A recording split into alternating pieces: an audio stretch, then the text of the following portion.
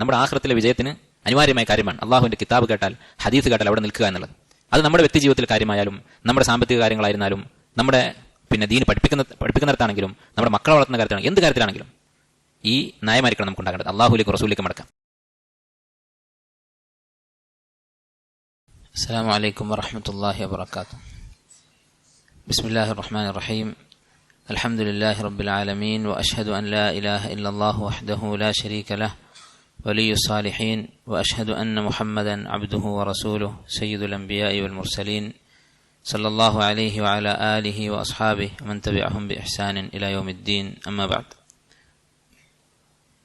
ഉമർ ഇബ്നുൽ Khattab റളിയല്ലാഹു അൻഹുവിന്റെ ചരിത്രമായിരുന്നു നമ്മൾ വായിച്ചുകൊണ്ടിരുന്നത്. അവസാനമായി നമ്മൾ പറഞ്ഞു നിർത്തിയത് എന്തായിരുന്നു? അദ്ദേഹത്തിൻ്റെ അറിയപ്പെട്ട ഒരു സ്വഭാവ ഗുണം, അദ്ദേഹം അറിയപ്പെട്ടിട്ടുള്ള ഒരു വിശേഷണം എന്തായിരുന്നു? കാന വഖാഫൻ ഇൻദ കിതാബില്ലാ, അള്ളാഹുവിൻ്റെ കിതാബ് കേട്ടാൽ അവിടെ നിൽക്കുന്നയാളായിരുന്നു ഉമർ റളിയല്ലാഹു അൻഹു. അതിനൊരു ഉദാഹരണം നമ്മൾ പറയുകയുണ്ടായി. ഹുർർ ഇബ്നു ഖൈസ് എന്ന സഹാബി തൻ്റെ ബന്ധുവുമായി ഉമർ റളിയല്ലാഹു അൻഹുവിൻ്റെ അടുത്തേക്ക് വന്നു. ഈ ബന്ധു ഒരു സാധാരണക്കാരനാണ്. അദ്ദേഹം അദബില്ലാതെ സംസാരിച്ചു ഉമർ റളിയല്ലാഹു അൻഹുവിന്റെ മുന്നിൽ. ഇന്നക ലാ തുഅ്തീനൽ ജസ്ൽ വലാ തഹ്കുമു ഫീനാ ബിൽ അദ്ൽ, താങ്കൾ ഞങ്ങൾക്ക് വേണ്ട വിധത്തിൽ ഒന്നും തരുന്നില്ല, സമ്പത്ത് വിതരണം ചെയ്യുന്നില്ല, നീതിപൂർവം അല്ല ഭരിക്കുന്നത് എന്ന് പറഞ്ഞു. വലിയൊരു ആരോപണമാണ് ഉന്നയിച്ചിരിക്കുന്നത്. അപ്പോൾ ഉമർ റളിയല്ലാഹു അൻഹു ദേഷ്യം പിടിച്ചു, അദ്ദേഹത്തെ ശിക്ഷിക്കാനൊരുങ്ങി. അപ്പോൾ അദ്ദേഹത്തിൻ്റെ കൂടെ വന്ന ബന്ധുവായ ഉമർ റളിയല്ലാഹു അൻഹുവിൻ്റെ സദസ്സിലിരിക്കാറുള്ള ഹുർർ ഇബ്നു ഖൈസ് റളിയല്ലാഹു അൻഹു അദ്ദേഹത്തോട് പറഞ്ഞു, അല്ലാഹു തആല പറഞ്ഞിരിക്കുന്നത് എന്താണ്? ഖുദിൽ അഫ്വ വഅ്മുർ ബിൽ ഉർഫി വഅഅ്രിദ് അനിൽ ജാഹിലീൻ ഇന്ന ഹാദാ മിനൽ ജാഹിലീൻ, ഇവൻ ജാഹിലാണ്, അതുകൊണ്ട് ഈ ആയത്തിന്റെ അടിസ്ഥാനത്തിൽ അവനെ വെറുതെ വിടണം എന്ന് പറഞ്ഞു. അപ്പോൾ ഉമർ റളിയല്ലാഹു അൻഹു അവിടെ നിന്നു. ഇതായിരുന്നു അദ്ദേഹത്തിന്റെ സ്വഭാവം. ഇത് ഒരു സന്ദർഭത്തിൽ മാത്രമല്ല, ഇങ്ങനെ ധാരാളം ചെയ്യുന്ന ആളാണ്. പതിവായി അദ്ദേഹം ഇങ്ങനെയാണ് പെരുമാറാറുള്ളത്. ഒരായത്ത് കേട്ടാൽ അവിടെ നിൽക്കും. ഈ ഒരു വിശേഷണം, ഇതിനെക്കുറിച്ച് നമ്മൾ കുറച്ച് ചിന്തിക്കേണ്ടതുണ്ട്. നമ്മൾ വെറുതെ കഥ കേട്ടതുകൊണ്ട് കാര്യമില്ലല്ലോ. നമുക്ക് എന്തെങ്കിലും ഉപകാരം ഉണ്ടാകണമെങ്കിൽ അമ്പിയാക്കളുടെ ചരിത്രമായാലും സ്വഹാബത്തിന്റെ ചരിത്രമായാലും സലഫുകളുടെ ചരിത്രമായാലും അതുകൊണ്ടൊക്കെ നമുക്ക് പ്രയോജനം ഉണ്ടാകണമെങ്കിൽ ഇങ്ങനെയുള്ള കാര്യങ്ങൾ നമ്മൾ മനസ്സിലാക്കണം, ഗുണപാഠങ്ങൾ ഉൾക്കൊള്ളണം. ഈ ഒരു സ്വഭാവം നമ്മിലുണ്ടോ എന്ന് നമ്മൾ ചിന്തിച്ചു നോക്കണം. ഇതൊരു മുഅ്മിനും മുനാഫിക്കും തമ്മിൽ വേർതിരിയുന്ന സ്വഭാവമാണ്. അള്ളാഹുവിൻ്റെ കിതാബ് കാണുമ്പോൾ കേൾക്കുമ്പോൾ അവിടെ നിൽക്കുക എന്നുള്ളത്. നമ്മൾ പറഞ്ഞു ഇന്നലെ, എല്ലാവരും ഇത് അവകാശപ്പെടും, ഖുർആന്റെ ആളുകളാണ്, ഹദീസിന്റെ ആളുകളാണ്, സലഫുകളുടെ മാർഗത്തിലാണ് എന്നൊക്കെ പറയും. പക്ഷെ എത്രമാത്രം അത് നമ്മൾ ചെയ്യുന്നുണ്ട്? ഇത് നമ്മൾ ചിന്തിക്കേണ്ട കാര്യമാണ്. അത് ചിന്തിച്ചിട്ടില്ലെങ്കിൽ നമ്മുടെ പരലോകം അവതാളത്തിലാകും. സ്വഹാബത്തിന്റെ ജീവിതത്തിൽ നമുക്ക് നിരവധി ഉദാഹരണങ്ങൾ കാണാൻ പറ്റും. അവർ ഖുർആനും സുന്നത്തിനും കീഴടങ്ങിയതിൻ്റെ. എങ്ങനെയായിരുന്നു ഖുർആനും സുന്നത്തിനെയും അവർ മനസ്സിലാക്കിയിരുന്നത് എന്ന്, എങ്ങനെയായിരുന്നു അവർ ഖുർആനും സുന്നത്തിന് വഴിപ്പെട്ടത് എന്ന് നമുക്ക് വ്യക്തമാക്കി തരുന്ന സംഭവങ്ങൾ. ഞാനൊരു ഉദാഹരണം പറയാം. നബി സല്ലല്ലാഹു അലൈഹി വസല്ലം വഫാത്തായി, നമ്മൾ പറഞ്ഞിട്ടുള്ള സംഭവമാണ്. അടുത്ത ഖലീഫ ആരാകണം എന്ന് ചർച്ചയുണ്ടായി സ്വഹാബത്തിൻ്റെ ഇടയിൽ. അപ്പോൾ അൻസാരികൾ പറഞ്ഞു, മദീനത്താണല്ലോ ഇസ്ലാമിൻ്റെ തലസ്ഥാനം, അതുകൊണ്ട് അൻസാരിയായ ഒരാൾ ഖലീഫയാകണം. മറ്റു ചിലർ പറഞ്ഞു, ഏതായാലും നബി സല്ലല്ലാഹു അലൈഹി വസല്ലമയുടെ ബന്ധുക്കളും അതുപോലെ തന്നെ ഗോത്രവുമൊക്കെ മുഹാജിറുകളാണ്, ഖുറൈശികളാണ്. ഖുറൈശികളെ പുകഴ്ത്തിക്കൊണ്ട് ഹദീസുകളൊക്കെ വന്നിട്ടുണ്ട്. അപ്പോൾ ഖുറൈശി ആയിട്ടുള്ള ഒരു അമീറും ഉണ്ടായിക്കൊള്ളട്ടെ, ഒരു അൻസാരിയും അമീർ ആയിക്കൊള്ളട്ടെ. അങ്ങനെ രണ്ട് അമീറുമാർ. അങ്ങനെ പല അഭിപ്രായങ്ങളുണ്ടായി. അവസാനം അബൂബക്കർ സിദ്ദീഖ് റളിയല്ലാഹു അൻഹുവിനെ ഖലീഫയാക്കി. അബൂബക്കർ റളിയല്ലാഹു അൻഹുവിനെ ഖലീഫയാക്കാൻ നബി സല്ലല്ലാഹു അലൈഹി വസല്ലമ നസ്സായിട്ട് വ്യക്തമായിട്ട് പറഞ്ഞൊരു ഹദീസില്ല. എനിക്ക് ശേഷം ഖലീഫ അബൂബക്കറാണ് എന്ന് പറഞ്ഞ ഒരു ഹദീസുമില്ല. പിന്നെ എങ്ങനെയാണ് സ്വഹാബത്ത് ആ തീരുമാനമെടുത്തത്? വളരെ പ്രധാനപ്പെട്ട ഒരു തീരുമാനമാണ്. അള്ളാഹുവിൻ്റെ റസൂലിൻ്റെ ഖലീഫ, നബിയുടെ സ്ഥാനത്ത് നിന്ന്, നുബുവത്തില്ല, പക്ഷേ നബി സല്ലല്ലാഹു അലൈഹി വസല്ലമയുടെ ആ ഉത്തരവാദിത്വം, ആ പിന്തുടർച്ച, അത് ഏറ്റെടുക്കാനുള്ള ആൾ ആരാവണം എന്നതാണ് ചർച്ച. ആ വിഷയം എങ്ങനെയാണ് അവർ തീരുമാനിച്ചത്? നബി സല്ലല്ലാഹു അലൈഹി വസല്ലമയുടെ ചില സൂചനകൾ. എന്തൊക്കെയായിരുന്നു സൂചനകൾ? ഒന്ന്, അവിടുന്ന് രോഗിയായപ്പോൾ ഇമാമ് നിൽക്കാൻ അബൂബക്കർ റളിയല്ലാഹു അൻഹു ഏൽപ്പിച്ചു. അതുകൊണ്ട് ദീനിന്റെ കാര്യത്തിൽ നബി സല്ലല്ലാഹു അലൈഹി വസല്ലം നമുക്ക് തൃപ്തിപ്പെട്ട് തന്ന, നമുക്ക് ഇമാമാക്കി തന്ന ഈ വ്യക്തി തന്നെ പോരെ നമ്മുടെ ദുനിയാവിൻ്റെയും ഇമാമായിട്ട്? ദുനിയാവിനേക്കാൾ വലുതല്ലേ ദീൻ? അപ്പോൾ നമസ്കാരമല്ല ഏറ്റവും വലിയ കാര്യം, അതിന് ഇമാമ് നിന്ന ആൾ പോരെ നമുക്ക് ഖലീഫയായിട്ട് എന്ന് ചില സ്വഹാബിമാർ പറഞ്ഞു.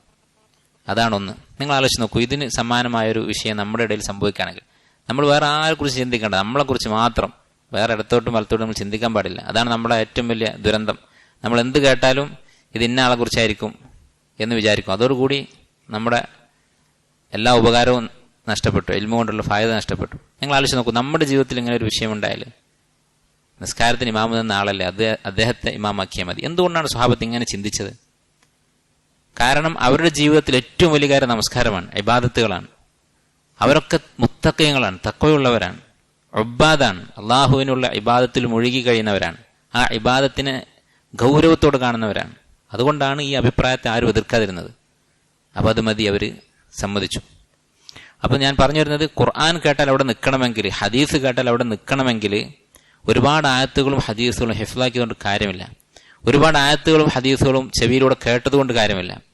അത് നമുക്ക് പ്രയോജനപ്പെടണമെങ്കിൽ ചില സ്വഭാവങ്ങൾ നമുക്ക് വേണം. അതിലൊന്നാമത്തേതാണ് ഒരാൾ ഒരു ആബിദായിരിക്കണം, അള്ളാഹുവിന് ഇബാദത്ത് ചെയ്യുന്നത് ആസ്വദിക്കുന്ന ഒരാളായിരിക്കണം. അതുകൊണ്ടാണ് അവർക്ക് ഇങ്ങനെ അമൽ ചെയ്യാൻ സാധിച്ചത്.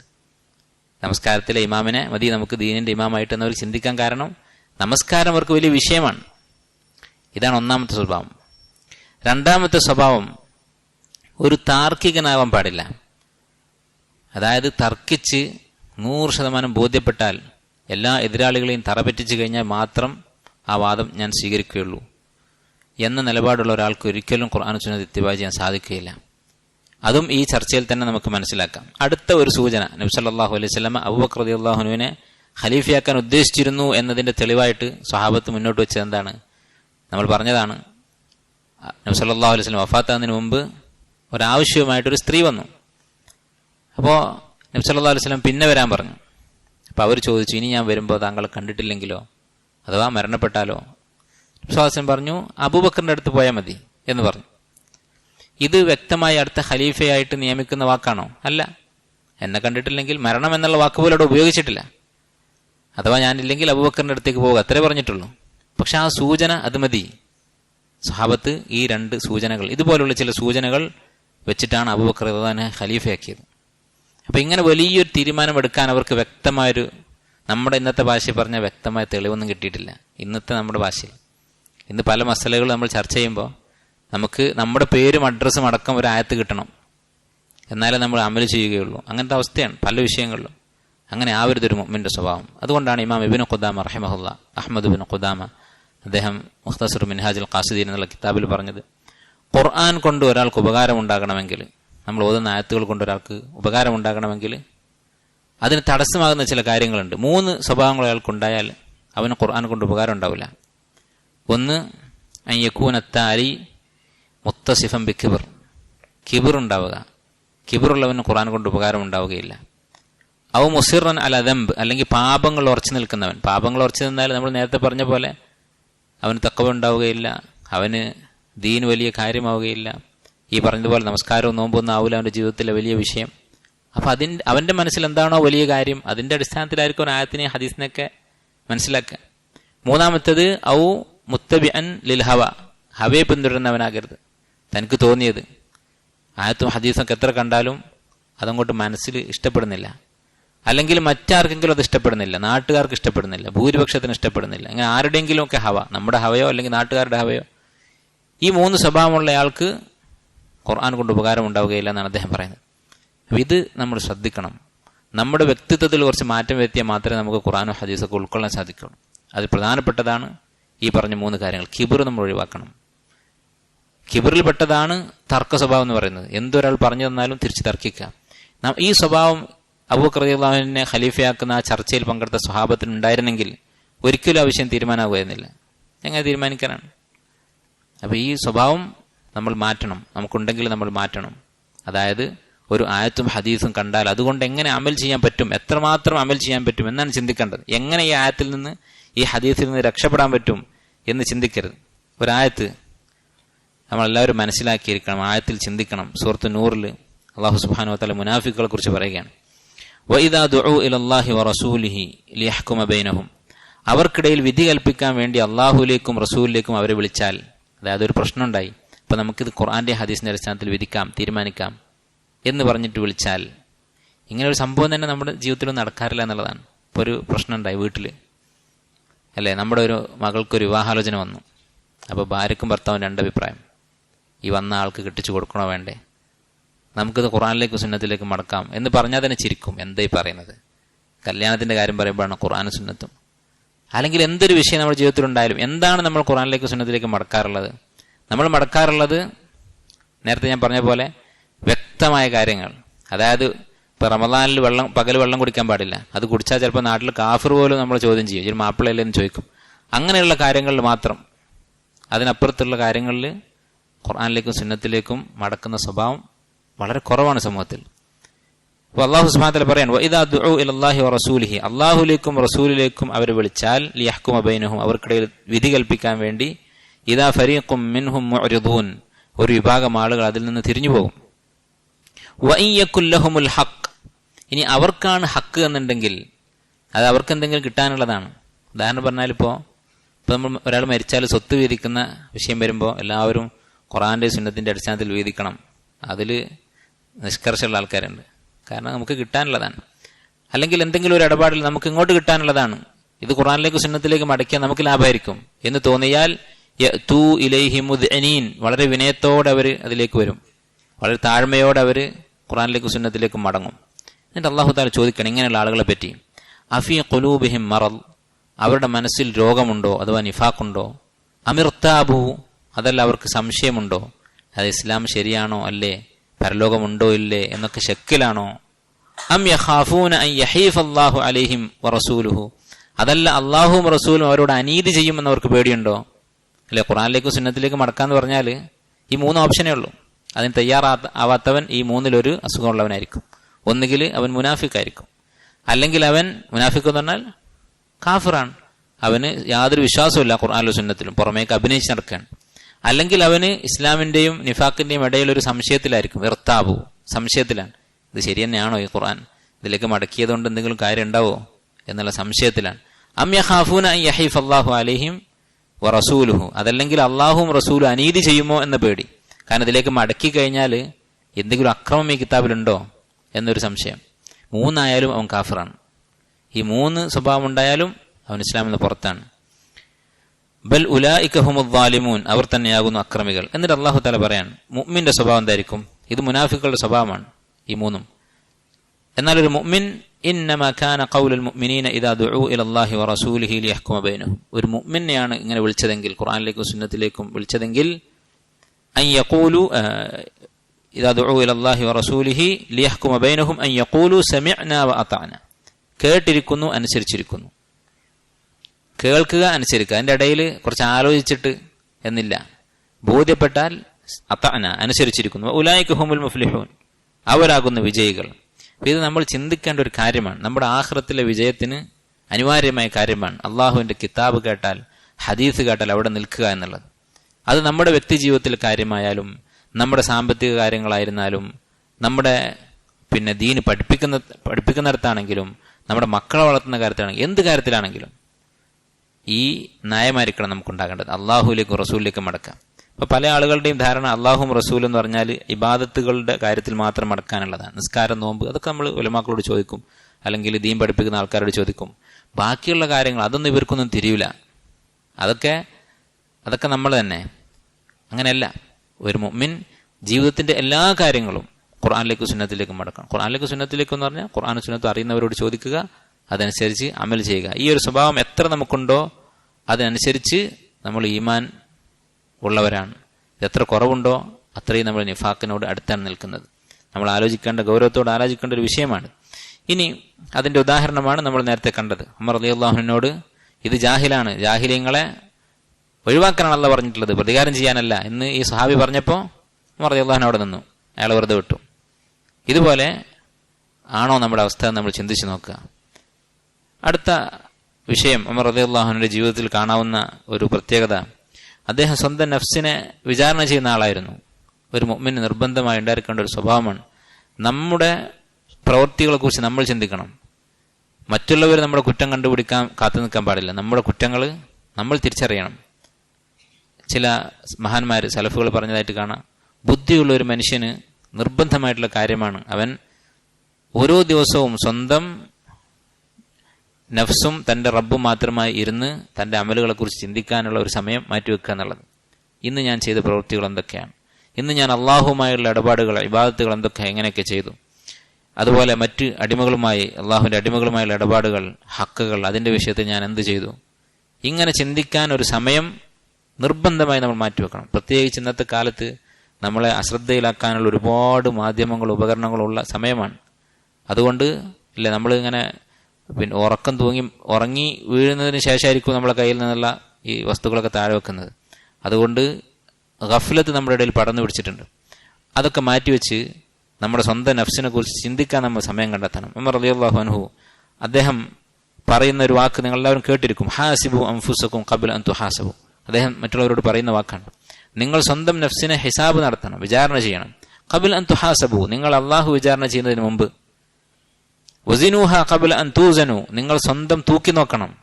എന്താ തൂക്കി നോക്കുക എന്ന് പറഞ്ഞാൽ നിങ്ങളുടെ പുണ്യങ്ങളും പാപങ്ങളും എത്രയുണ്ട്, ഏതാ കൂടുതലെന്നൊക്കെ ചിന്തിച്ച് നോക്കണം. ഖബ്ല അൻ തൂസനു, നിങ്ങൾ അള്ളാഹു തൂക്കുന്നതിന് മുമ്പ്.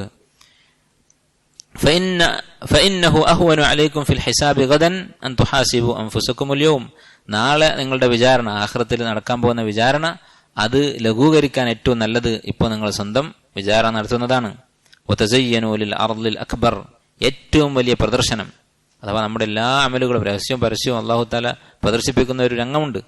അതിന് നിങ്ങൾ ഒരുങ്ങണം, അണിഞ്ഞൊരുങ്ങണം. വയൗമ ഇദിൻ തുഅറദൂന, അന്നേ ദിവസം നിങ്ങളെ പ്രദർശിപ്പിക്കുന്നതാണ്. ലാ തഖ്ഫ മിൻകും ഖാഫിയ, നിങ്ങൾ ചെയ്ത ഒരു രഹസ്യവും അന്ന് രഹസ്യമാവുകയില്ല, അള്ളാഹുവിന്റെ മുന്നിൽ അത് പരസ്യമായിരിക്കും എന്ന് അദ്ദേഹം പറയാറുണ്ടായിരുന്നു. അദ്ദേഹം സ്വയം വിചാരണ ചെയ്യുകയും മറ്റുള്ളവരോട് ഇങ്ങനെ ഉപദേശിക്കുകയും ചെയ്യുമായിരുന്നു. അനസ് റളിയല്ലാഹു അൻഹു പറയുകയാണ്, ഖറജ്തു മഅ ഉമർ, ഒരിക്കൽ ഉമർ റളിയല്ലാഹുവിന്റെ കൂടെ ഞാൻ നടക്കാനിറങ്ങി. ഫദഖല ഹായിതൻ, അദ്ദേഹം ഒരു തോട്ടത്തിൽ പ്രവേശിച്ചു. ഫസമിഅതുഹു യഖൂൽ വബൈനി വബൈനഹു ജിദാർ, അദ്ദേഹം പറയുന്നത് ഞാൻ കേട്ടു ഈ മതിലിന് അപ്പുറത്ത് നിന്ന്, ഞങ്ങൾക്കിടയിൽ ഒരു മതിലുണ്ട്. അദ്ദേഹം പറയുന്നു, ഉമർ ഇബ്നു ഖത്താബ്, സ്വയം വിളിക്കുകയാണ്, അമീർ അൽ മുഅ്മിനീൻ, അല്ലെ അമീർ അൽ മുഅ്മിനീൻ എന്നാണ് നീ അറിയപ്പെടുന്നത്. ബഖിൻ ബഖിൻ, എന്ത് കഷ്ടമാണ്, അതായത് അമീർ അൽ മുഅ്മിനീൻ എന്നൊക്കെ പറയാൻ മാത്രം എന്ത് യോഗ്യതയാണ് നിനക്കുള്ളത്. വല്ലാഹി ലതത്തഖിയന്ന അല്ലാഹ ബുനയ്യൽ ഖത്താബ് ഔ ലയുഅദ്ദിബന്നക, ഖത്താബിന്റെ മകനെ നീ അള്ളാഹുവിനെ സൂക്ഷിച്ചേ പറ്റൂ, തഖ്വ പാലിച്ചേ പറ്റൂ.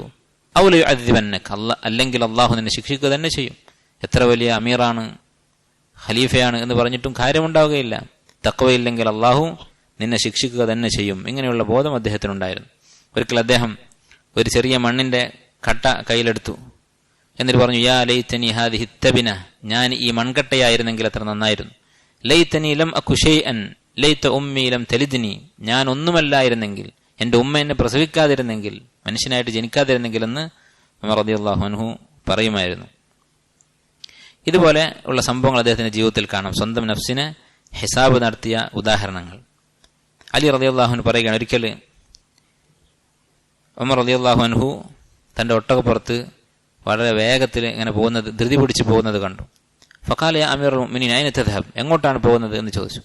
ഖാല ബഈറുൻ നദ്ദ മിൻ ഇബ്ലി സദഖ അത്ലുബുഹു, ഒരു ഒട്ടകം, സദഖയുടെ ഒട്ടകം, അതായത് സക്കാത്തിന് പിരിച്ച ഒരു ഒട്ടകം, അത് കൂട്ടം തെറ്റി പോയിട്ടുണ്ട്, ഓടിപ്പോയിട്ടുണ്ട്, അതന്വേഷിച്ച് പോവുകയാണ്. അലി റളിയല്ലാഹു അൻഹു പറഞ്ഞു, അദ്ലൽതൽ ഖുലഫാ ബഅദക്, താങ്കൾക്ക് പിന്നീട് വരാനുള്ള, താങ്കളുടെ കാലശേഷം വരാനുള്ള ഖലീഫമാരെ കൂടി നാണം കെടുത്തിയിരിക്കുന്നു എന്ന് പറഞ്ഞാൽ, ഇനിയിപ്പോൾ എല്ലാവരും ഖലീഫമാരെന്ത് ചെയ്യേണ്ടി വരും, ഇതുപോലെ ഒട്ടകത്തിന്റെ ആടിന്റെ ഒക്കെ പിന്നാലെ നടക്കേണ്ടി വരും, നിങ്ങളിങ്ങനെ ചെയ്തത് കൊണ്ട് എന്ന് പറഞ്ഞു. ഇതിന് വേറെ ആരെങ്കിലും വിട്ടാൽ മതിയായിരുന്നു എന്നർത്ഥം. ഉമർ റളിയല്ലാഹു അൻഹു പറഞ്ഞു, യാ അബുൽ ഹസൻ ലാ തലുംനി, അബുൽ ഹസൻ എന്നുള്ളത് അലി റളിയല്ലാഹു അൻഹു കുഞ്ഞത്താണ്, താങ്കൾ എന്നെ ആക്ഷേപിക്കരുത്, കുറ്റം പറയരുത്. കാരണം ഞാൻ എന്തിനാണ് ഈ പോകുന്നത്. ഫവല്ലദി ബഅസ മുഹമ്മദൻ ബിൻ നുബുവ, മുഹമ്മദ് നബി സല്ലല്ലാഹു അലൈഹി വസല്ലമയെ നുബുവത്തുമായി പറഞ്ഞയച്ചവനാണേ സത്യം, അല്ലാഹുവാണേ സത്യം. ലോ അന്ന അനാഖൻ ഉഖിദത് ബിശാതിൽ ഫുറാത്ത്, യൂഫ്രട്ടീസ് നദി എന്ന് പറഞ്ഞാൽ ഇറാഖ്, അവിടെയൊക്കെയുള്ള ഇറാഖിന്റെ പരിസരത്തൂടെ ഒഴുകുന്ന നദിയാണ്. ആ ഇറാഖിൽ ഒരു ആട്, അത് സക്കാത്തിന്റെ സ്വത്തിൽ നിന്ന് ഒരു ആട് ഓടിപ്പോയിട്ടുണ്ടെങ്കിൽ, നഷ്ടപ്പെട്ടിട്ടുണ്ടെങ്കിൽ, ലഉഖിദ ബിഹ ഉമർ യൗമൽ ഖിയാമ, അതിന്റെ പേരിൽ നാളെ ഖിയാമത്ത് നാൾ ഉമറിനോട് ചോദ്യമുണ്ടാകും. കാരണം ഉമർ റളിയല്ലാഹുവിന്റെ ഖിലാഫത്തിന്റെ കീഴിൽപ്പെടുന്ന നാടുകളാണ് ഇതൊക്കെ. അപ്പൊ അവിടെ എവിടെയെങ്കിലും ഒരു ചെറിയ സ്വത്ത് നഷ്ടപ്പെട്ടാൽ അള്ളാഹുവിനോട് ചോദിക്കും. നമ്മൾ മുമ്പ് പറഞ്ഞതാണ്, ഒരു ഹദീസ് ഉണ്ട്, നബി സല്ലല്ലാഹു അലൈഹി വസല്ലം പറഞ്ഞതായി, ആർക്കാണോ അള്ളാഹു സുബ്ഹാനഹു വ തആല ഒരു വിലായത്ത് നൽകിയത്, ഒരു ഭരണാധികാരം നൽകിയത്, രാജ്യത്തിന്റെ ഭരണമായാലും കുടുംബത്തിന്റെ ഭരണമായാലും ഒരു സ്ഥാപനത്തിന്റെ ഭരണമായാലും എന്തെങ്കിലും ഒരു ഭരണം ഈ ഉമ്മത്തിന്റെ മേൽ ഒരാൾക്ക് ലഭിച്ചാൽ, എന്നിട്ട് വലം യുഹിത്തുഹും ബിനുസ്ഹിഹി, തന്റെ കീഴിലുള്ള ആളുകളോട് നസീഹത്ത്, ഗുണകാംക്ഷ, അവരുടെ ഖൈറിന് വേണ്ടി പരമാവധി പരിശ്രമം നടത്താതെ മരിച്ചു പോകുന്നത് ലം യജിദ് റായിഹത്തൽ ജന്ന, സ്വർഗത്തിന്റെ മണം പോലും കിട്ടുകയില്ല എന്ന് പറഞ്ഞിട്ടുണ്ട്. ഉത്തരവാദിത്തങ്ങൾ, അധികാരങ്ങൾ, ഇതൊക്കെ യഥാർത്ഥത്തിൽ ഭാരമാണ്. അത് മനസ്സിലാക്കിയിട്ട് ഉമർ റളിയല്ലാഹു അൻഹു ഇങ്ങനെ പ്രവർത്തിച്ചിരുന്നു. അദ്ദേഹത്തിന്റെ സീറയിൽ കാണാം, വകാന ഫി വജ്ഹിഹി ഖത്താനി അസ്വദാനി മിനൽ ബുകാ, അദ്ദേഹത്തിന്റെ മുഖത്ത് 2 വരയുണ്ടായിരുന്നു കരഞ്ഞിട്ട്. ഖുർആൻ ഓതി അതുപോലെ നമസ്കാരത്തിലൊക്കെ കരഞ്ഞത് കാരണം, നിരന്തരം കരഞ്ഞത് കാരണം കണ്ണീരൊഴുകിയിട്ട് 2 ചാലുകൾ കണ്ണിന്റെ ചുവട്ടിൽ, 2 കണ്ണിന്റെയും ചുവട്ടിൽ ഓരോ വര ഉമർ റളിയല്ലാഹു അൻഹുവിന് ഉണ്ടായിരുന്നു. അതുപോലെ അദ്ദേഹം നിഫാഖ് പേടിച്ചിരുന്നു. അല്ലെ, ഈമാൻ ഉണ്ട് എന്നുള്ളതിന്റെ അടയാളമാണ് നിഫാഖ് പേടിക്കുക എന്നുള്ളത്. ഒരാൾ മുഅ്മിനാണെങ്കിൽ അവന് പേടിയുണ്ടാകും. അത് നമ്മൾ മനസ്സിൽ അടിവരയിട്ട് എഴുതി വെക്കുക. നമ്മുടെ ഈമാൻ കൂടുന്നുണ്ടോ കുറയുന്നുണ്ടോ എന്ന് അറിയാനുള്ള ഒരു മാർഗ്ഗമാണ്. നമുക്ക് പേടിയുണ്ടോ, നമ്മുടെ അവസ്ഥയെക്കുറിച്ച് ആലോചിച്ച്, നമ്മുടെ ഭാവിയെക്കുറിച്ച് ഓർത്ത്, ആഖിറത്തിനെ കുറിച്ച് ഓർത്ത്, അത് ഈമാൻ ഉണ്ട് എന്നുള്ളതിന്റെ അടയാളമാണ്. പേടിയില്ലയോ, അത് അപകടമാണ്. നാളെ നരകത്തിലേക്ക് പോകാനുള്ള ആളുകളുടെ ഒരു അടയാളമാണ്. അവർ ദുനിയാവിൽ ഇന്നഹു കാന ഫി അഹ്ലിഹി മസ്റൂറ, വളരെ സന്തോഷമായി ജീവിക്കുന്നവനായിരുന്നു. നേരെ മറിച്ച് സ്വർഗാവകാശികൾ എന്താ പറഞ്ഞത്? ഇന്ന കുന്ന ഖബ്ലു ഫി അഹ്ലിന മുഷ്ഫിഖീൻ, ഞങ്ങൾ ദുനിയാവിൽ ഞങ്ങളുടെ കുടുംബങ്ങളുടെ ഇടയിൽ ഇരിക്കുമ്പോൾ പേടിയോടെയായിരുന്നു ഇരുന്നത്. മുഫസ്സിരിങ്ങൾ പറയുന്നത്, കുടുംബം എന്ന് പറഞ്ഞാൽ സാധാരണ ഈമാൻ കുറയുന്ന സ്ഥലമാണ്, ആഖിറൊക്കെ മറക്കുന്ന സ്ഥലമാണ്. വീട്ടിൽ പോയി കഴിഞ്ഞാൽ സ്വഹാബത്തിന് നബി സല്ലല്ലാഹു അലൈഹി വസല്ലം പരാതി പറഞ്ഞിട്ടുണ്ട്, ഇവിടെ ഇരിക്കുന്ന സമയത്ത് ഈമാൻ കൂടും, വീട്ടിലെത്തിയാൽ ഭാര്യമാരും മക്കളൊക്കെ ആയിട്ട് സംസാരിച്ചാൽ ഈമാൻ കുറയും, മറന്നുപോകും എന്ന് പറഞ്ഞിട്ടുണ്ട്. അപ്പൊ അങ്ങനെയുള്ള കുടുംബത്തിൽ, വീടുകളിൽ ഇരിക്കുമ്പോൾ പോലും മുഷ്ഫിഖൂൻ, അള്ളാഹുവിനെ കുറിച്ച് ആഖിറത്തിനെ കുറിച്ച് ഓർത്ത് പേടിക്കുന്നവരായിരുന്നു ഞങ്ങൾ എന്ന് സ്വർഗത്തിലിരുന്ന് നാളെ പറയും. നരകാവകാശികൾ ഇന്നഹും കാനു ഖബ്ല ദാലിക ഇന്നഹു കാന ഫി അഹ്ലിഹി മസ്റൂറ, അവൻ കുടുംബത്തിൽ അവന്റെ ഭാര്യമാരുടെയും മക്കളുടെയും കൂടെ സന്തോഷത്തോടെ യാതൊരു പേടിയുമില്ലാതെ കഴിയുന്നവനായിരുന്നു എന്ന് പറഞ്ഞിട്ടുണ്ട്. അപ്പോൾ ഉമർ റളിയല്ലാഹു അൻഹു സ്വർഗത്തിൽ ഉയർന്ന സ്ഥാനമുള്ള ആളാണ്. അതുകൊണ്ട് അദ്ദേഹം ഏറ്റവും കൂടുതൽ പേടിച്ചിരുന്നു, നിഫാഖ് പേടിച്ചിരുന്നു. ഞാൻ മുഅ്മിനാണോ മുനാഫിഖാണോ എന്ന പേടിയുണ്ടായിരുന്നു. നമുക്കറിയാം, നബി സല്ലല്ലാഹു അലൈഹി വസല്ലമയിൽ നിന്ന് ഫിത്നകളുടെ ഹദീസ്, അതുപോലെ നിഫാഖിന്റെ ഹദീസൊക്കെ മനസ്സിലാക്കിയിട്ടുള്ള ആളാണ് ഹുദൈഫത്ത് ഇബ്നു യമാൻ റളിയല്ലാഹു അൻഹു. അദ്ദേഹത്തോട് നബി സല്ലല്ലാഹു അലൈഹി വസല്ലം മുനാഫിക്കുകളുടെ പേരുകൾ പറഞ്ഞു കൊടുത്തിരുന്നു.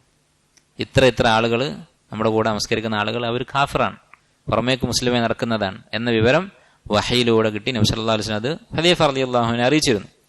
അങ്ങനെ ഓരോ ആളുകളും മരണപ്പെടുമ്പോൾ, മദീനയിൽ ആരെങ്കിലും മരിച്ചാൽ ഉമർ റളിയല്ലാഹു അൻഹു നോക്കും, ഹുദൈഫ റളിയല്ലാഹു അൻഹു നിസ്കരിക്കുന്നുണ്ടോ, മയ്യത്ത് നിസ്കരിക്കുന്നുണ്ടോ. കാരണം ഒരാൾ മുനാഫിഖാണെന്ന് ഉറപ്പായി കഴിഞ്ഞാൽ പിന്നെ മയ്യത്ത് നിസ്കരിക്കാൻ പാടില്ല. അത് നിഫാഖുൻ അക്ബർ, വലിയ നിഫാഖ്, ഉള്ളിൽ വിശ്വാസമില്ലാത്ത വ്യക്തമായ മുനാഫിഖാണെങ്കിൽ അവന് മയ്യത്ത് നിസ്കരിക്കാൻ പാടില്ല. അപ്പോൾ ഹുദൈഫ റളിയല്ലാഹു അൻഹു മാത്രമേ അറിയുള്ളൂ സ്വഹാബത്തിന്റെ കൂട്ടത്തിൽ ആരൊക്കെയാ മുനാഫിഖ് എന്നുള്ളത്. അതുകൊണ്ട് ഉമർ റളിയല്ലാഹു അൻഹു നോക്കും, ഹുദൈഫ നിസ്കരിച്ചോ. അങ്ങനെ ഒരിക്കലും ഒരാൾ മരിച്ചു. ഫലം യുസല്ലി അലൈഹി ഹുദൈഫ റളിയല്ലാഹു അൻഹു, ഹുദൈഫ റളിയല്ലാഹു അൻഹു മയ്യത്ത് നിസ്കരിച്ചില്ല. ഫഖാല ലഹു ഉമർ റളിയല്ലാഹു അൻഹു, ഉമർ റളിയല്ലാഹു അൻഹു ചോദിച്ചു, അമിനൽ ഖൗമി ഹുവ, ആ ഖൗമിൽപ്പെട്ട ആളാണോ ഇവൻ? അഥവാ നബി സല്ലല്ലാഹു അലൈഹി വസല്ലം പറഞ്ഞു തന്ന മുനാഫിഖുകൾപ്പെട്ട ആളാണോ? ഖാല നഅം, ഹുദൈഫ റളിയല്ലാഹു അൻഹു പറഞ്ഞു അതെ. ഫഖാല ലഹു ഉമർ ബില്ലാഹി മിൻഹും അന, ഞാൻ അള്ളാഹുവിന്റെ പേരിൽ ചോദിക്കുകയാണ്, ഞാൻ അതിൽപ്പെട്ടതാണോ? ആലോചിച്ച് നോക്ക്, എത്രമാത്രം വിനയം, എത്രമാത്രം പേടി അദ്ദേഹത്തിന് ഉണ്ടാകും. തമാശക്ക് ചോദിക്കുന്ന ആളല്ല ഉമർ റളിയല്ലാഹു അൻഹു, തമാശ പറയാറില്ലായിരുന്നു എന്ന് നമ്മൾ ഇന്നലെ വായിച്ചിട്ടുണ്ട്. അദ്ദേഹം ചിരിക്കാറുണ്ടായിരുന്നില്ല അധികമായി, വളരെ അപൂർവമായി മാത്രമേ ചിരിക്കാറുള്ളൂ. അങ്ങനെയുള്ള ആളാണ് ഉമർ റളിയല്ലാഹു അൻഹു. അങ്ങനെ ഒരു ഉപചാരത്തിന്റെ പേരിൽ, ഒരു ഫോർമാലിറ്റിയുടെ പേരിൽ ചോദിക്കുന്ന ആളല്ല. അദ്ദേഹം ചോദിക്കുകയാണ്, അമിനൽ ഖൗമി അന, ഞാൻ അതിൽപ്പെട്ട ആളാണോ? ഖാല ലാ, ഹുദൈഫ പറഞ്ഞു അല്ല. വലൻ ഉഖ്ബറ ബിഹി അഹദൻ ബഅദക്, ഇനി ആരോടും ഞാൻ ഇങ്ങനെ അറിയിക്കുകയില്ല, ആരും ഇനി ചോദിച്ചു വരണ്ട എന്ന് ഹുദൈഫ റളിയല്ലാഹു അൻഹു പറഞ്ഞു. ഇത് ഇമാം ഇബ്നു അബീ ശൈബ റഹിമഹുല്ലാ അദ്ദേഹത്തിന്റെ മുസന്നഫിൽ ഉദ്ധരിച്ചിട്ടുള്ളതാണ്. ഇനി അദ്ദേഹത്തിന്റെ ജീവിതത്തിൽ നടന്ന ഏറ്റവും പ്രധാനപ്പെട്ട സംഭവം, അവസാനത്തെ സംഭവം, അദ്ദേഹത്തിന്റെ ഇസ്തിഷ്ഹാദ്, ഷഹാദത്ത്, അള്ളാഹുവിന്റെ മാർഗ്ഗത്തിൽ അദ്ദേഹം ഷഹീദായ സംഭവം. ചരിത്ര ഗ്രന്ഥങ്ങളിൽ കാണാം, ഉമർ റളിയല്ലാഹു അൻഹു ഷഹീദാകുമെന്ന് തൗറാത്തിൽ പറഞ്ഞിട്ടുള്ളതായി. തൗറാത്ത് പഠിച്ച യഹൂദികളായിരുന്ന ആളുകൾ, ഇസ്ലാം സ്വീകരിച്ചവർ ഉമർ റളിയല്ലാഹു അൻഹു പറയാറുണ്ടായിരുന്നു, താങ്കൾ ഷഹീദാകുമെന്ന്. അത് നമുക്ക് വിശ്വസിക്കാൻ പ്രമാണമല്ല, പക്ഷെ അവർ കാഫിറായിരുന്ന കാലത്ത് പഠിച്ചിട്ടുണ്ട്. തൗറാത്തിൽ ഹക്കുമുണ്ട് ബാത്തിലുമുണ്ട്, യഹൂദികൾ കൈകടത്തിയിട്ടുണ്ട്, തിരുത്തിയിട്ടുണ്ട്, പക്ഷെ അതിൽ ബാക്കിയുള്ള ഹക്കായിരിക്കും. ഉമർ റളിയല്ലാഹു അൻഹു കൊല്ലപ്പെടും, ഷഹീദായിട്ടാണ് മരിക്കുക എന്നുള്ളത്. പക്ഷെ ഉമർ റളിയല്ലാഹു അൻഹു അത്ഭുതമായിരുന്നു, ഞാൻ എങ്ങനെയാണ് ഷഹീദാവുക, മദീനയിൽ വെച്ച്, ജസീറത്തുൽ അറബിൽ വെച്ച്, ഇസ്ലാമിക രാജ്യത്ത് വെച്ച് എങ്ങനെയാണ് ഷഹീദാവുക എന്ന് അദ്ദേഹത്തിന് അത്ഭുതമായിരുന്നു. ഏതായിരുന്നാലും അദ്ദേഹം ദുആ ചെയ്യാറുണ്ടായിരുന്നു. ഉമർ റളിയല്ലാഹു അൻഹു ദുആ ചെയ്യാറുണ്ടായിരുന്നു. അദ്ദേഹം അവസാനത്തെ ഹജ്ജ് ചെയ്തതിന് ശേഷം പ്രാർത്ഥിച്ച ഒരു പ്രാർത്ഥന ഇങ്ങനെയാണ്: അല്ലാഹുമ്മ കബിറത് സിന്നി, അല്ലാഹുവേ എനിക്ക് പ്രായമായി, വളഅഫത് ഖുവതി, എൻ്റെ ശക്തിയൊക്കെ ക്ഷയിച്ചിട്ടുണ്ട്, വന്തശറത് റഅയ്യതി, എൻ്റെ ഭരണീയർ, എൻ്റെ കീഴിലുള്ള ആളുകളാണെങ്കിൽ ലോകം മുഴുവൻ വ്യാപിച്ചിട്ടുണ്ട്, ഒരുപാട് രാജ്യങ്ങൾ ഇസ്ലാമിലേക്ക് വന്നിട്ടുണ്ട്, ഫഖ്ബിദ്നി ഇലൈക ഗൈറ മുദയ്യിൻ വല മുഫർരിത്ത്, അതുകൊണ്ട് ഈ എൻ്റെ കീഴിലുള്ള ആളുകളെയൊക്കെ പാഴാക്കാത്ത, എൻ്റെ ഉത്തരവാദിത്തങ്ങളൊക്കെ പാഴാക്കാത്തൊരവസ്ഥയിൽ എന്നെ മരിപ്പിക്കണേ, അത് നല്ലൊരവസ്ഥയിലുള്ള മരണം നൽകണേ എന്ന് ദുആ ചെയ്തിട്ടുണ്ടായിരുന്നു. ആ വർഷം തന്നെയാണ് അദ്ദേഹം മരണപ്പെട്ടത്. അദ്ദേഹം ഈ ഹജ്ജ് കഴിഞ്ഞ് മദീനയിലെത്തിയപ്പോൾ ഒരു സംഭവം ഉണ്ടായി. അന്ന് ഉമർ റളിയല്ലാഹുവിന്റെ ഒരു നിയമമുണ്ടായിരുന്നു, ഏതെങ്കിലും രാജ്യത്ത് യുദ്ധം നടന്ന് അടിമകളായി ശത്രുക്കളെ പിടികൂടിയാൽ ഒരു അടിമയെയും മദീനയിലേക്ക് കടക്കാൻ ഉമർ റളിയല്ലാഹു അനുവദിക്കുമായിരുന്നില്ല. കാഫിറായിട്ടുള്ള അടിമകളെ മദീനയിൽ പ്രവേശിപ്പിക്കുമായിരുന്നില്ല, പ്രായപൂർത്തിയായ ആളുകളാണെങ്കിൽ.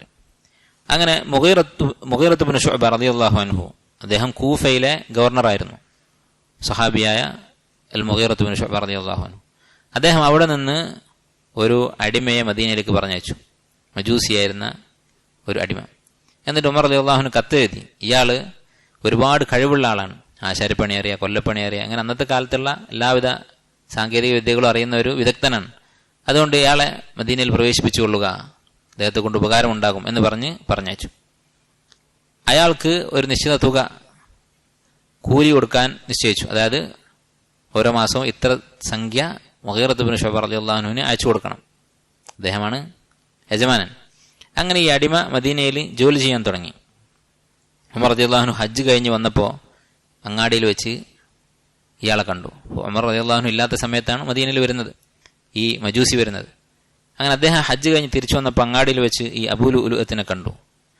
കണ്ടപ്പോൾ ഈ മജൂസി അടിമ ഉമർ റളിയല്ലാഹു അൻഹുവോട് പറഞ്ഞു, യാ അമീറുൽ മുഅ്മിനീൻ, ഇന്നൽ മുഗീറത ഖദ് അസ്ഖല അലയ്യ ഗല്ലതി, മുഗീറത്ത് ഇബ്നു ശുഅബ എനിക്ക് വലിയ ഭാരമാണ് തന്നിട്ടുള്ളത്, വലിയ സംഖ്യയാണ് മാസത്തിൽ കൊടുക്കേണ്ടത്. അത് അടിമകളുടെ നിയമമാണ്, അടിമയെ യജമാനന് ഇങ്ങനെ ജോലിക്ക് വിട്ടിട്ട് ഒരു സംഖ്യ വാങ്ങാം. ആ സംഖ്യ വളരെ കൂടുതലാണെന്ന് പരാതി പറഞ്ഞു. ഫകല്ലിംഹു യുഖഫിഫ് അന്നി, അതുകൊണ്ട് കുറച്ച് ഈ തുക കുറച്ചു തരാൻ വേണ്ടി മുഗീറത്ത് ഇബ്നു ശുഅബയോട് പറയണം എന്ന് പറഞ്ഞു. ഉമർ റളിയല്ലാഹു അൻഹു പറഞ്ഞു, മാ ഖറാജുക ബികസീർ, നിനക്ക് നിശ്ചയിച്ചിട്ടുള്ള ഈ തുക കൂടുതലൊന്നുമല്ല, വഅൻത തുഹ്സിനു ഹാദിഹി സനായ, നിങ്ങൾക്ക് ഒരുപാട് കഴിവുണ്ടല്ലോ, ഒരുപാട് ജോലി ചെയ്യാൻ അറിയുന്ന ആളാണല്ലോ, അതുകൊണ്ട് ഇത് സംഖ്യ കുഴപ്പമൊന്നുമില്ല എന്ന് പറഞ്ഞു. പക്ഷെ ഉമർ റളിയല്ലാഹു അൻഹുവിന്റെ മനസ്സിൽ ഉണ്ടായിരുന്നു മുഗീറത്ത് ഇബ്നു ശുഅബയോട് സംസാരിക്കണം, ഒന്ന് കുറച്ചു കൊടുക്കാൻ വേണ്ടി പറയണമെന്ന്. അത് അദ്ദേഹം പറഞ്ഞില്ല. അങ്ങനെ അതിന്റെ പേരിൽ ഈ മജൂസിക്ക് ഉമർ റളിയല്ലാഹു അൻഹുവിനോട് ദേഷ്യമുണ്ടായിരുന്നു. അതുപോലെ തന്നെ അന്ന് ഇന്നലെ നമ്മൾ പറഞ്ഞ സംഭവത്തിൽ അഹ്വാസിലെ ഭരണാധികാരിയായിരുന്ന ഹുർമുസാൻ എന്ന് പറയുന്ന രാജാവ് ബന്ദിയായിട്ട് മദീനയിൽ കിടക്കുന്നുണ്ട്. ആ രാജാവുമായിട്ട് ഈ അബൂ ലുഅ്ലുഅത്തിന് ബന്ധമുണ്ട്. അങ്ങനെ ഇവർ രണ്ടുപേരും തമ്മിൽ സംസാരിക്കുന്നുണ്ട്. രണ്ടുപേരും ഉമർ റളിയല്ലാഹു അൻഹുവിനോട് പകയുള്ള ആളുകളാണ്. ഈ ഒരു പ്രശ്നത്തിന്റെ പേരിൽ അബൂ ലുഅ്ലുഅത്തിന് ഉമറിനോട് ദേഷ്യമായിട്ടുണ്ട്. അതുപോലെ ഹുർമുസാൻ രാജാവായതിനു ശേഷം മദീനയിൽ ബന്ദിയായി കഴിയുന്ന അവസ്ഥയാണ്. അങ്ങനെ ഈ അബൂ ലുഅ്ലുഅ ഉമർ റളിയല്ലാഹു അൻഹുവിനെ കൊല്ലാൻ തീരുമാനിച്ചു. ഒരു കത്തി ഉണ്ടാക്കി, രണ്ട് തലയുള്ള, രണ്ട് ഭാഗം കൊണ്ടും കുത്താൻ പറ്റുന്ന ഒരു കത്തി ഉണ്ടാക്കി. എന്നിട്ട് ഈ ഹുർമുസാന്റെ അടുത്ത് വന്ന് ചോദിച്ചു, കൈഫ തറാ ഹാദാ, ഇതെങ്ങനെയുണ്ട്? അയാൾ പറഞ്ഞു, ഇന്നക ലാ തദ്രിബു ബിഹാദാ അഹദൻ ഇല്ലാ ഖതൽതഹ, ഇതുകൊണ്ട് കുത്തിയാൽ മരണം ഉറപ്പാണ്. അങ്ങനെ ഈ കത്തിയിൽ വിഷം പുരട്ടിയിട്ട് അയാൾ ഒരുങ്ങി നിന്നു. അങ്ങനെ ഒരിക്കൽ വീണ്ടും ഉമർ റളിയല്ലാഹു അൻഹു ഇദ്ദേഹമായി കണ്ടുമുട്ടി ഒരു സംഭാഷണം നടന്നതായിട്ടൊക്കെ ചരിത്ര ഗ്രന്ഥങ്ങൾ കാണാം. അങ്ങനെ ഒരു ദിവസം അവസാനം ഉമർ റളിയല്ലാഹു അൻഹു നമസ്കരിച്ച, ഇമാമായി നമസ്കരിച്ച അവസാനത്തെ സുബ്ഹി നമസ്കാരം ദുൽഹിജ്ജ 25 ഉമർ റളിയല്ലാഹു അൻഹു ഫജ്ർ നമസ്കരിക്കാൻ വേണ്ടി പുറപ്പെട്ടു. അബൂ ലുഅ്ലുഅ ഉമർ റളിയല്ലാഹു അൻഹു കുത്താൻ വേണ്ടി പള്ളിയിൽ കാത്തു നിൽക്കുന്നുണ്ട്. സാധാരണഗതിയിൽ ഉമർ റളിയല്ലാഹു അൻഹു ഇഖാമത്ത് കൊടുത്താൽ സ്വഫ് നേരെ നിർത്താതെ തക്ബീറത്തുൽ ഇഹ്റാം ചൊല്ലുമായിരുന്നില്ല. നബി സല്ലല്ലാഹു അലൈഹി വസല്ലം സുന്നത്താണ്. ചില പണ്ഡിതന്മാർ പറഞ്ഞിട്ടുള്ളത്, സ്വഫ് നിർത്തുമ്പോൾ സവ്വു സുഫൂഫക്കും അല്ലെങ്കിൽ അഖീമു സുഫൂഫക്കും എന്ന് ഒരു വാക്ക് മാത്രം പറയൽ പോലും സുന്നത്തിനെതിരാണ്. നബി സല്ലല്ലാഹു അലൈഹി വസല്ലം ഉപയോഗിച്ചിട്ടുള്ള വാക്കുകൾ കുറേ വാക്കുകളുണ്ട്. സ്വഫ് നിർത്താൻ വേണ്ടി നബി സല്ലല്ലാഹു അലൈഹി വസല്ലം അത്രയും താല്പര്യം കാണിച്ചത്. ചില സമയത്ത് സവ്വു സുഫൂഫക്കും എന്ന് പറയും, ചില സമയത്ത് അഖീമു സുഫൂഫക്കും എന്ന് പറയും, ചില സമയത്ത് അതിമ്മു സുഫൂഫക്കും ഫഇന്ന തസ്ബീഹത സുഫൂഫി മിൻ തമാമിസ് സലാ, സഫ് നേരെ നിർത്തൽ നിസ്കാരത്തിന്റെ പൂർണ്ണതയിൽപ്പെട്ടതാണ്. ചിലപ്പോ വിശ്വാസം പറയും പിന്നെ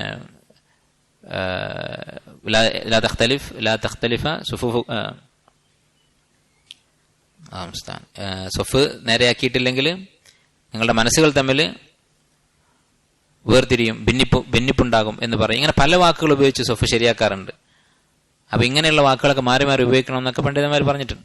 ഉമർ റളിയല്ലാഹു അൻഹു ഇങ്ങനെ സംസാരിക്കുമായിരുന്നു, ഖാമത്ത് കൊടുത്തു കഴിഞ്ഞതിന് ശേഷം സംസാരിക്കുമായിരുന്നു സഫ് നേരെയാക്കാൻ വേണ്ടി. അങ്ങനെ ആ ദിവസം ഉമർ റളിയല്ലാഹു അൻഹു മുന്നിലേക്ക് കയറി വന്നു. അംർ ഇബ്നു മൈമൂൻ റഹിമഹുല്ലാഹ് പറയുകയാണ്, ഇന്നി ലഖായിമുൻ മാ ബൈനി വബൈനഹു, ഞാനും ഉമറും തമ്മിൽ അടുത്തടുത്താണ് നിൽക്കുന്നത്. മാ ബൈനി വബൈനഹു ഇല്ല അബ്ദുല്ലാഹി ഇബ്നു അബ്ബാസ്, ഒരാൾ മാത്രമേ ഞങ്ങൾക്കിടയിലുള്ളൂ. വഖാന ഇദാ മറ ബൈന സുഫൂഫ്, അദ്ദേഹം എന്ത് ചെയ്യും, സൊഫിനിടയിലൂടെ വരും, എന്നിട്ട് ഇസ്തൗ എന്ന് പറയും. അപ്പൊ ഇമാമ് പിന്നിൽ പോയി സൊഫുകൾക്കിടയിലൂടെ പോയി സൊഫ് ശരിയാക്കലാണ് ഏറ്റവും നല്ലത്. നബി സല്ലല്ലാഹു അലൈഹി വസല്ലം സ്വഹാബത്തും അങ്ങനെ ചെയ്യാറുണ്ടായിരുന്നു. സ്വഹാബത്ത് പറഞ്ഞു, ഇന്നഹു കാന യുസവ്വി ബിന സുഫൂഫ് കഅന്നമാ യുസവ്വി ബിഹാ അൽ ഖിദാഹ്. നബി സല്ലല്ലാഹു അലൈഹി വസല്ലം സൊഫ് നേരെയാക്കുമായിരുന്നു. ഞങ്ങളുടെ സൊഫുകൾ എങ്ങനെ, ആ സൊഫ് ഉപയോഗിച്ചിട്ട് കുന്തത്തിന്റെ വളവ് തീർക്കാൻ പറ്റുന്ന രൂപത്തിൽ. അങ്ങനെ ഒരു കുന്തം കൊണ്ടുവന്ന് ബാക്കിൽ വെച്ചാൽ ആ കുന്തത്തിന് വളവുണ്ടെങ്കിൽ തീർക്കാൻ പറ്റും, അത്രമാത്രം സൊഫ് നേരെയാക്കുമായിരുന്നു. ഇത് നമ്മൾ മുമ്പ് പറഞ്ഞത് പല കാര്യങ്ങളും പോലെ നമ്മളടക്കം ഒഴിവാക്കിയിട്ടുള്ളൊരു സുന്നത്താണ്. തിരിച്ചു കൊണ്ടുവരാൻ അള്ളാഹു നമുക്ക് തൗഫീഖ് ചെയ്യട്ടെ. സൊഫ് ശരിയാക്കുക എന്നുള്ള ഇമാമിയങ്ങളുടെ ഉത്തരവാദിത്തമാണ്. അപ്പൊ അങ്ങനെ നടക്കുകയായിരുന്നു. ഹത്താ ഇദാ ലം യറ ഫീഹിം ഖലലൻ, അങ്ങനെ ഒരു വടവുമില്ല എന്ന് ഉറപ്പുവരുത്തിയതിനു ശേഷം തഖദ്ദമ ഫകബ്ബർ, മുന്നിലേക്ക് വന്ന് തക്ബീർ ചൊല്ലി. വറുബ്ബമാ ഖറഅ സൂറത യൂസുഫ് അവ നഹൽ ഔ നഹ്വ ദാലിക ഫി റകഅത്തിൽ ഊല. അദ്ദേഹം സാധാരണഗതിയിൽ എന്ത് ചെയ്യും, ദീർഘമായിട്ടാണ് ഫജ്റിന് ഓതാറുള്ളത്. ചിലപ്പോൾ സൂറത്ത് യൂസുഫ്, സൂറത്ത് നഹൽ ഒക്കെ ഓതാറുണ്ട്. ഫമാ ഹുവ ഇല്ല അൻ കബ്ബർ, അങ്ങനെ തക്ബീർ ചൊല്ലിയിട്ടേ ഉള്ളൂ എന്ന്. ഫവജഅഹു അബൂ ലുഅ്ലുഅ ഫി കതിഫിഹി, അദ്ദേഹത്തിന്റെ തോളിൽ അബൂ ലുഅ്ലുഅത്ത് കുത്തി. വവജഅഹു ഫി ഖാസിറതിഹി, അദ്ദേഹത്തിന്റെ വയറ്റിലും കുത്തി. ഫസഖത ഉമർ റളിയല്ലാഹു അൻഹു, അദ്ദേഹം മറിഞ്ഞു വീണു. ഫസമിഅതുഹു യഖൂലു ഹീന തഅനഹു, കുത്തുകൊണ്ടപ്പോൾ അദ്ദേഹം പറയുന്നത് ഞാൻ കേട്ടു, ഖതലനിൽ കൽബ്, ഈ കൽബ് എന്നെ കൊന്നിരിക്കുന്നു എന്ന് ഉമർ റളിയല്ലാഹു അൻഹു പറഞ്ഞു. അങ്ങനെ ഈ കുത്തിയ പിന്നെ അബൂ ലുഅ്ലുഅ അവിടുന്ന് ഓടി. രണ്ടറ്റവും മൂർച്ചയുള്ള കത്തിയാണ്. അദ്ദേഹം എന്ത് ചെയ്തു, ഈ വ്യക്തി പോയ വഴിയിലുള്ള ആളുകളൊക്കെ കുത്തിക്കൊണ്ടിരുന്നു. അങ്ങനെ പലരും വിഷം ബാധിച്ച് അവിടെ വീണുപോയി. അങ്ങനെ ഈ ഓടുന്ന വഴിയിൽ ഒരു സ്വഹാബി അദ്ദേഹത്തെ പിടികൂടി. ഈ അദ്ദേഹം എന്നറിയാതെ വന്നുപോയതാണ്, ഈ ശൈത്താനെ പിടിച്ചു. അങ്ങനെ പിടിച്ചപ്പോ ഇവൻ സ്വയം കുത്തി മരിച്ചു. ഈ കത്തി കൊണ്ട് തന്നെ കുത്തി ആത്മഹത്യ ചെയ്തു. 6 പ്രാവശ്യം ഉമർ റളിയല്ലാഹു അൻഹു കുത്തിയിട്ടുണ്ട്. അതിലൊന്ന് അദ്ദേഹത്തിന്റെ വയറ്റിന്റെ കീഴിൽ പൊക്കിളിന്റെ താഴെയായിരുന്നു. അങ്ങനെ കുത്തുകൊണ്ട് കിടക്കുന്ന സമയത്ത് ഉമർ റളിയല്ലാഹു അൻഹു ചോദിച്ചു, അഫിന്നാസി അബ്ദുറഹ്മാൻ ബിൻ ഔഫ്, അബ്ദുറഹ്മാൻ ബിൻ ഔഫ് ഈ കൂട്ടത്തിലുണ്ടോ, പള്ളിയിലുണ്ടോ എന്ന് ചോദിച്ചു. ഖാലു നഅം യാ അമീറുൽ മുഅ്മിനീൻ, അതെ അദ്ദേഹം ഇവിടെ ഉണ്ട്. ഖാല തഖദ്ദം ഫസല്ലി ബിന്നാസ്, അദ്ദേഹത്തോട് മുന്നോട്ട് വന്ന് ഇമാമത്ത് നമസ്കരിക്കാൻ ഉമർ റളിയല്ലാഹു അൻഹു പറഞ്ഞു. അപ്പൊ ഇമാമത്ത് നിൽക്കേണ്ടത് ഏറ്റവും കൂടുതൽ ഇൽമുള്ള, ഏറ്റവും കൂടുതൽ ഖുർആൻ അറിയുന്ന ആള്, അങ്ങനെയുള്ള ആള്. പിന്നെ ഒരാൾ എന്തെങ്കിലും ആവശ്യത്തിന് മാറേണ്ടി വന്നാൽ അടുത്ത ആള്. അതുകൊണ്ടാണ് വിശ്വാസം പറഞ്ഞത്, ലിയലിനി ഉലുൽ അഹ്ലാമി മിൻകും വന്നുഹ, ജമാഅത്ത് നമസ്കരിക്കുമ്പോൾ നിങ്ങളുടെ കൂട്ടത്തിൽ അറിവും വിവേകവും ഉള്ള ആളുകൾ എൻ്റെ അടുത്ത് നിൽക്കണം. അഥവാ ഇമാമിന് ഒളു മുറിഞ്ഞിട്ട് പോകേണ്ടി വന്നാലൊക്കെ അടുത്ത് നിൽക്കാവുന്ന ആള് തൊട്ടടുത്തുണ്ടാകണമെന്ന് ഹദീസിൽ വന്നിട്ടുണ്ട്. അങ്ങനെ ഏതായാലും അബ്ദുറഹ്മാൻ ബിൻ ഔഫ് റളിയല്ലാഹു അൻഹുനോട് ഇമാമെന്ന് നമസ്കരിക്കാൻ പറഞ്ഞു. ഈ സംഭവം റിപ്പോർട്ട് ചെയ്യുന്ന അംർ ഇബ്നു മൈമൂൻ റഹിമഹുല്ലാഹ് അദ്ദേഹം പറയുകയാണ്, വകാന അല്ലദി യലി ഉമർ റഅ മാ ഹസൽ, ഉമർ റളിയല്ലാഹുവിന്റെ അടുത്തുള്ള ഇമാമിന്റെ തൊട്ടു പിന്നിലുള്ള ആദ്യത്തെ സഫിലുള്ള ആളുകൾക്കൊക്കെ ഈ സംഭവം കാണാമായിരുന്നു. കുത്തിയതും ഇയാൾ ഓടിയതും ഒക്കെ അവർ കണ്ടിട്ടുണ്ട്. എന്നാൽ മസ്ജിദിന്റെ ബാക്കിയുള്ള ആളുകൾക്കൊന്നും അറിയില്ല. അവര് പെട്ടെന്ന് ഇമാമിന്റെ ശബ്ദം നിന്നത് മാത്രമാണ് അവർക്ക് അറിയുന്നത്. അതുകൊണ്ട് അവർ തസ്ബീഹ് ചൊല്ലിക്കൊണ്ടിരുന്നു. ഇമാം മറന്നതാണെന്ന് വിചാരിച്ച് സുബ്ഹാനല്ലാഹ് സുബ്ഹാനല്ലാഹ് എന്ന് ചൊല്ലിക്കൊണ്ടിരുന്നു. അബ്ദുറഹ്മാൻ ബിൻ ഔഫ് റളിയല്ലാഹു അൻഹു ഇമാമിൽ നിന്ന് സ്വല്ലാ ബിഹിം സ്വലാത്തൻ ഖഫീഫ, ലഘുവായി വേഗം നമസ്കരിച്ചു. നോക്കൂ നിങ്ങൾ, അവർ നമസ്കാരം പൂർത്തിയാക്കി. കാരണം നമസ്കാരമാണ് അവരുടെ ഏറ്റവും വലിയ കാര്യം. ഇമാമിന് കുത്തേറ്റ്, ഖലീഫക്ക് കുത്തേറ്റ് കിടക്കുകയാണ്, പക്ഷെ അവര് നമസ്കാരം പൂർത്തിയാക്കി. ഉമർ തരീഹൻ, ഉമർ റളിയല്ലാഹു അൻഹു അവിടെ കിടക്കുകയാണ്. സുമ്മ ഹ്തുമില ഫൗദിഖില ദാറഹു, പിന്നീട് അദ്ദേഹത്തെ എടുത്ത് വീട്ടിലേക്ക് കൊണ്ടുപോയി. ഉമർ റളിയല്ലാഹു അൻഹു തന്റെ മകനെ വിളിച്ചിട്ട് പറഞ്ഞു, യാ അബ്ദുല്ലാഹ് ഇബ്നു ഉമർ ഉഖ്റുജ് ഫൻദുർ മൻ ഖതലനി, എന്നെ കുത്തിയത് ആരാണെന്ന് നോക്കി ഉറപ്പുവരുത്തി വാ എന്ന് പറഞ്ഞു. ഫഖാല യാ അമീറുൽ മുഅ്മിനീൻ ഖതലക അബൂ ലുഅ്ലുഅ ഗുലാമുൽ മുഗീറത്ത് ബിൻ ശുഅബ, മുഗീറത്ത് ബിൻ ശുഅബ പറഞ്ഞയച്ച അബൂ ലുഅ്ലുഅ എന്ന് പറയുന്ന അടിമയാണ് നിങ്ങളെ കൊന്നിരിക്കുന്നത് എന്ന് പറഞ്ഞാൽ മരണം അവർ ഉറപ്പിച്ചിട്ടുണ്ട്. ഖാല, അപ്പോൾ ഉമർ ചോദിച്ചു, അസ്വനിഉ, ആ പിന്നെ കൈത്തൊഴിലൊക്കെ അറിയുന്ന വ്യക്തിയാണോ എന്ന് ചോദിച്ചു. ഖാല നഅം. അപ്പോൾ ഉമർ റളിയല്ലാഹു അൻഹു പറഞ്ഞു, ഖാതലഹുല്ലാഹ് ലഖദ് അമർതു ബിഹി മഅറൂഫൻ, അവനോട് നന്നായി പെരുമാറണമെന്ന് ഞാൻ പറഞ്ഞിരുന്നു ആളുകളോടൊക്കെ. കാഫിറാണ്, അടിമയാണ്, പക്ഷെ ഉപദ്രവിക്കരുത് എന്ന് ഞാൻ ആളുകളോട് പറഞ്ഞിരുന്നു.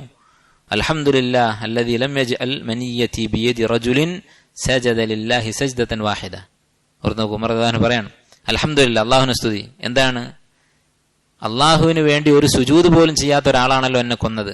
ഒരു സുജൂദ് ചെയ്ത ആളായിരുന്നെങ്കിൽ, ഒരു മുസ്ലിം ആയിരുന്നെങ്കിൽ വിഷമമുണ്ടായിരുന്നു. ഒരു ഫിത്നയാണ് ഒരു മുസ്ലിം വേറെ മുസ്ലിമിനെ കൊല്ലുക എന്നുള്ളത്. പക്ഷെ ഒരു കാഫിർ കൊന്നതുകൊണ്ട് അത് കുറച്ചുകൂടി നല്ല ഷഹാദത്താണ്.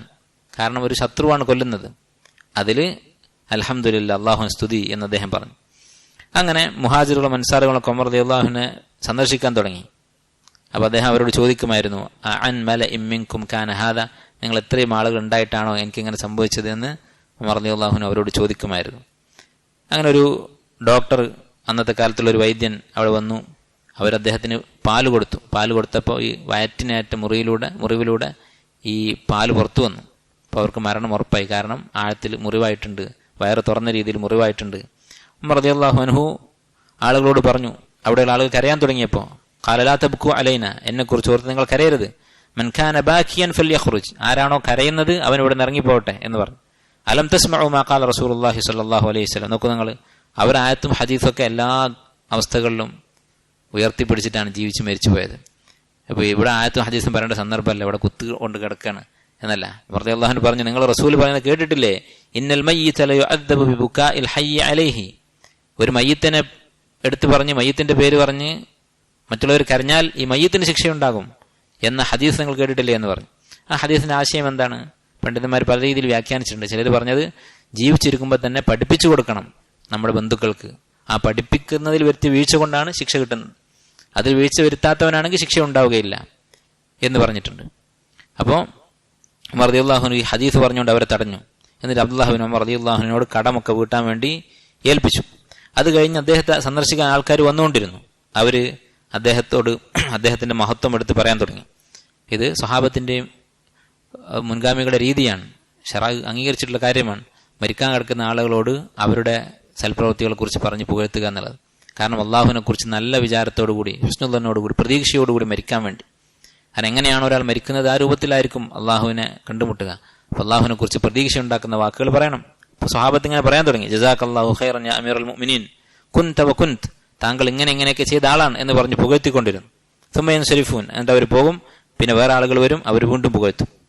ഇങ്ങനെ ആയപ്പോൾ ഉമർ റളിയല്ലാഹു അൻഹു പറഞ്ഞു, അമാ വല്ലാഹി അലാ മാ തഖൂലൂൻ വദിത്തു അന്നി ഖറജ്തു മിൻഹാ കഫാഫൻ, നിങ്ങൾ ഇങ്ങനെയൊക്കെ പറയുന്നുണ്ടെങ്കിലും ഞാൻ ആഗ്രഹിക്കുന്നത് ഈ ദുനിയാവിൽ നിന്ന് ലാഭവും നഷ്ടവും ഇല്ലാതെ പിരിഞ്ഞു പോകാനാണ്. എനിക്ക് പ്രതിഫലവും ഇല്ല ശിക്ഷയും ഇല്ല എന്നുള്ളൊരവസ്ഥയിൽ തീർന്നു പോകുമായിരുന്നെങ്കിൽ അതാണ് ഞാൻ ഇഷ്ടപ്പെടുന്നത്. ലാ ലി വല അലയ്യ, എനിക്ക് അനുകൂലമായിട്ടൊന്നും വേണ്ട, എതിരായിട്ടും ഒന്നും വേണ്ട. വഅന്ന സുഹബത റസൂലില്ലാഹി സ്വല്ലല്ലാഹു അലൈഹി വസല്ലം സലിമത് ലി, നബിയോടുള്ള സുഹബത്ത്, ഒരു സ്വഹാബി എന്നുള്ള സ്ഥാനം അതെനിക്ക് രക്ഷപ്പെട്ട് കിട്ടിയിരുന്നെങ്കിൽ എന്ന് പറഞ്ഞാൽ, പാപങ്ങൾ കാരണം നമ്മുടെ ദർജകൾ നഷ്ടപ്പെടും. പാപങ്ങൾ ചെയ്താൽ നമ്മുടെ സ്ഥാനങ്ങൾ നഷ്ടപ്പെടും. അള്ളാഹുവിനോട് നമ്മൾ അടുത്തത് താഴേക്ക് പോകും. അപ്പൊ സ്വഹാബി എന്നുള്ള സ്ഥാനം കിട്ടിയത് എന്റെ പാപങ്ങൾ കാരണം നഷ്ടപ്പെട്ടില്ലായിരുന്നെങ്കിൽ എത്ര നന്നായിരുന്നു എന്ന് ഉമർ റളിയല്ലാഹു അൻഹു പറയുകയുണ്ടായി. അങ്ങനെ ഇരിക്കുമ്പോൾ സന്ദർശകന്മാരുടെ കൂട്ടത്തിൽ അൻസാരിയായിട്ടുള്ള ഒരു യുവാവ് കടന്നു വന്നു. അയാളും ഇതുപോലെ സന്ദർശിക്കാൻ വന്നതാണ്. ഫഖാല, അദ്ദേഹം പറഞ്ഞു, അബ്ശിർ യാ അമീറുൽ മുഅ്മിനീൻ, അമീറുൽ മുഅ്മിനീൻ, താങ്കൾ സന്തോഷിക്കുക. ബിബുശ്റല്ലാഹ്, അള്ളാഹു നൽകിയിട്ടുള്ള സന്തോഷ വാർത്ത, അത് താങ്കൾ സ്വീകരിച്ചു കൊള്ളുക. കാന ലക മിനൽ ഖിദമി ഫിൽ ഇസ്ലാമി മാ ഖദ് അലിംത്, താങ്കൾ ആദ്യകാലത്ത് ഇസ്ലാം സ്വീകരിച്ച ആളാണ്. സുമ്മസ്തുഖ്ലിഫ്ത ഫഅദൽത്, പിന്നീട് ഖലീഫ ആയി സ്ഥാനമേറ്റെടുത്തു, ആ സ്ഥാനം താങ്കൾ നീതിപൂർവ്വം നിറവേറ്റി. സുമ്മ ഷഹാദത്തു ബഅദ ഹാദ കുല്ലിഹി, ഇതിനൊക്കെ പുറമെ ഷഹീദായി മരിക്കാനും പോവുകയാണ് എന്ന് പറഞ്ഞ് നല്ല രീതിയിൽ ഈ യുവാവ് പുകഴ്ത്തി. ഫഖാല, അപ്പോൾ ഉമർ റളിയല്ലാഹു അൻഹു പറഞ്ഞു, ലൈതനി യബ്ന അഖി വദാലിക കഫാഫൻ ലാ അലയ്യ വലാലി, നേരത്തെ പറഞ്ഞതുപോലെ ഞാൻ ലാഭവും നഷ്ടവും ഇല്ലാതെ അങ്ങ് മരിച്ചു പോയിരുന്നെങ്കിൽ എത്ര നന്നായിരുന്നു എന്ന് പറഞ്ഞു. അങ്ങനെ ഈ ചെറുപ്പക്കാരൻ മടങ്ങിപ്പോയപ്പോൾ ഫലമ്മ അദ്ബറ ഷാബ് ഇദാ ഇസാറുഹു യമസ്സുൽ അർദ്, അവന്റെ അരവസ്ത്രം നിലത്ത് തട്ടുന്നുണ്ട്. ഫഖാല, അപ്പോൾ ഉമർ റളിയല്ലാഹു അൻഹു പറഞ്ഞു, റുദ്ദു അലയ്യൽ ഗുലാം, ആ ചെറുപ്പക്കാരനെ അങ്ങോട്ട് വിളിക്കൂ എന്ന് പറഞ്ഞു. നോക്കൂ, നിങ്ങൾ മരണം കൺമുന്നിൽ കണ്ട് കിടക്കുന്ന സമയത്താണ് ഈ പറയുന്നത്. അയാൾ തിരിച്ചു വിളിക്കാൻ പറഞ്ഞു. യബ്ന അഖി ഇർഫഅ തൗബക്, നിന്റെ വസ്ത്രം നീ ഒന്ന് ഉയർത്തുക. ഫൈന്നഹു അൻഖാലി സൗബിക വഅത്ഖാലി റബ്ബിക്, നിന്റെ വസ്ത്രം വൃത്തിയാവാൻ അതാണ് നല്ലത്, റബ്ബിനോട് തഖ്വ പാലിക്കാനും അതാണ് നല്ലത്. അപ്പൊ മരിക്കാൻ കിടക്കുമ്പോൾ വരെ ഇൻകാറുൽ മുൻകർ, ഒരു തെറ്റ് കണ്ടപ്പോൾ അത് തടയുക, അതായിരുന്നു അവരുടെ സ്വഭാവം. ഇവിടെ അദ്ദേഹത്തെ പുകഴ്ത്തിയിട്ടാണ് പോകുന്നത്. അപ്പൊ എന്നെ പുകഴ്ത്തിയ ആളാണ്, ഇനിയിപ്പോൾ അവനൊന്ന് വിഷമിപ്പിക്കണ്ട എന്നല്ല അവർ ചിന്തിച്ചത്. അദ്ദേഹത്തിന്റെ അടുത്തൊരു ചെറിയ വീഴ്ച കണ്ടപ്പോൾ ഒരു പക്ഷെ അശ്രദ്ധയായിട്ടായിരിക്കും ആ വസ്ത്രം നിലത്ത് വീണത്. അത് ഉമർ റളിയല്ലാഹു അൻഹു തിരുത്തുകയുണ്ടായി. പിന്നീട് അബൂ ഉബൈദ ആമിർ ഇബ്നു ജറാഹ് റളിയല്ലാഹു അൻഹുവിനെ കുറിച്ച് ഉമർ റളിയല്ലാഹു അൻഹു ഓർത്തു. അദ്ദേഹം വഫാത്തായിരുന്നു, അദ്ദേഹം ഉണ്ടായിരുന്നെങ്കിൽ അദ്ദേഹത്തെ ഖലീഫയാക്കാമായിരുന്നു എന്ന് പറഞ്ഞു. അതുപോലെ അടുത്ത ഖലീഫയെ ആരാണ് നിശ്ചയിക്കേണ്ടത് എന്ന കാര്യം അതിൽ അദ്ദേഹം ഒരു വസിയത്ത് കൊടുത്തു. 6 പേരെ നിയമിച്ച് അതിലൊരാളെ തിരഞ്ഞെടുക്കാൻ വേണ്ടി, ശൂറ കൂടി തിരഞ്ഞെടുക്കാൻ വേണ്ടി പറയുകയുണ്ടായി. അതിനുശേഷം ആയിഷ റളിയല്ലാഹു അൻഹയുടെ അടുത്തേക്ക് അബ്ദുല്ലാഹ് ബിൻ ഉമർ റളിയല്ലാഹു അൻഹു പറഞ്ഞയച്ചു, അവരുടെ വീട്ടിൽ ഖബറടക്കാൻ വേണ്ടി. ആയിഷ റളിയല്ലാഹു അൻഹ സ്വന്തം ഖബർ അവിടെ കുഴിക്കാൻ വേണ്ടി തീരുമാനിച്ചിരുന്നതാണ്. നബി സല്ലല്ലാഹു അലൈഹി വസല്ലമയുണ്ട്, അബൂബക്കർ റളിയല്ലാഹു അൻഹു ഉണ്ട്, അതിന്റെ അടുത്ത് മൂന്നാമതൊരു ഖബറിന് കൂടി സ്ഥലമുണ്ട്. അവിടെ തന്റെ ഖബറാക്കാൻ ആയിഷ റളിയല്ലാഹു അൻഹ തീരുമാനിച്ചതായിരുന്നു. പക്ഷേ ഉമർ റളിയല്ലാഹു അൻഹു അനുവാദം ചോദിച്ചപ്പോൾ അത് ആയിഷ റളിയല്ലാഹു അൻഹ അനുവദിച്ചു. അങ്ങനെ അവിടെ അദ്ദേഹത്തെ മറമാടുകയും ചെയ്തു. അദ്ദേഹത്തിന്റെ മയ്യത്ത് നമസ്കരിച്ചത് അദ്ദേഹത്തിന്റെ തന്നെ വസിയത്ത് പ്രകാരം സുഹൈബ് റളിയല്ലാഹു അൻഹു ആയിരുന്നു. മയ്യത്ത് കുളിപ്പിച്ചത് അബ്ദുല്ലാഹ് ബിൻ ഉമർ റളിയല്ലാഹു അൻഹു ആയിരുന്നു. നമ്മൾ പറഞ്ഞതാണ്, ഉമർ റളിയല്ലാഹുവിന്റെ മരണം എന്ന് പറയുന്നത് നമ്മളൊക്കെ ദുഃഖത്തോടെ ഓർക്കേണ്ട ഒരു സംഭവമാണ്. കാരണം ഈ ഉമ്മത്തിൽ എല്ലാ ഫിത്നയുടെയും തുടക്കം ആ മരണത്തോടു കൂടിയായിരുന്നു. അദ്ദേഹം ഈ ഉമ്മത്തിന്റെയും ഫിത്നകളുടെയും ഇടയിലുള്ള വാതിലായിരുന്നു. ആ വാതിൽ തകർന്നു. അതിനുശേഷം പിന്നീട് ഒരുപാട് മുസീബത്തുകൾ ഈ ഉമ്മത്തിലുണ്ടായി. അള്ളാഹു സുബ്ഹാനഹു വ തആല ഉമർ റളിയല്ലാഹു അൻഹുവിന് സ്വർഗ്ഗത്തിൽ ഉയർന്ന സ്ഥാനം കൊടുക്കട്ടെ. അത് അള്ളാഹു വാഗ്ദാനം ചെയ്തിട്ടുള്ളതാണ്. നമുക്കൊക്കെ ഈ ഖലീഫമാരുടെ മാർഗം ഇത്തിബാ ചെയ്യാനുള്ള തൗഫീഖ് അള്ളാഹു തആല നൽകട്ടെ. അദ്ദേഹത്തിന്റെ ഭാര്യമാര് 7 ഭാര്യമാരുണ്ടായിരുന്നു. 7 ഭാര്യമാർ 3 അടിമ സ്ത്രീകളും അദ്ദേഹത്തിനുണ്ടായിരുന്നു. അവരിലായി 9 ആൺകുട്ടികളും 5 പെൺകുട്ടികളുമാണ് ഉമർ ഇബ്നു ഖത്താബ് റളിയല്ലാഹു അൻഹുവിന് ഉണ്ടായിരുന്നത്. റളിയല്ലാഹു അൻഹും അജ്മഈൻ. അള്ളാഹു സുബ്ഹാനഹു വ തആല നമുക്ക് സലഫുകളുടെ മാർഗം ഉള്ളിലും പുറത്തും ലാഹിറും ബാത്തിനുമായി പിന്തുടരാനുള്ള തൗഫീഖ് നൽകി അനുഗ്രഹിക്കുമാറാകട്ടെ. اللهم انفعنا بما علمتنا وعلمنا ما ينفعنا وزدنا علما. سبحانك اللهم وبحمدك أشهد أن لا إله إلا أنت أستغفرك وأتوب إليك.